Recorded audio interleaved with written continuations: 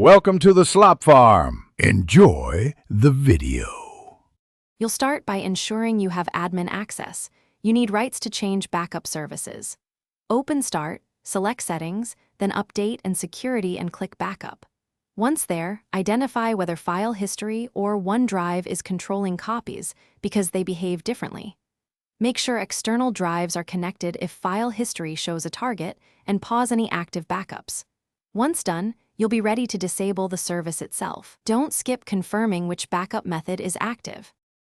Now you'll stop the active backup mechanism. If File History is on, choose More Options and select Stop using Drive. This prevents automatic copies. For Legacy Windows Backup, open Control Panel, Backup and Restore, and turn off the scheduled backup. Confirm the schedule is disabled. If OneDrive is handling desktop/documents/pictures, open OneDrive Settings, Backup, Manage Backup, and stop the folders. Once done, make sure any backup tasks are disabled in Task Scheduler if you used a custom job, to avoid surprises later. Finish by verifying that backups no longer run. Return to Settings, right arrow Backup, and confirm it says Off or No Backup Available. If you used an external drive, safely remove it or delete the backup target to prevent automatic reactivation.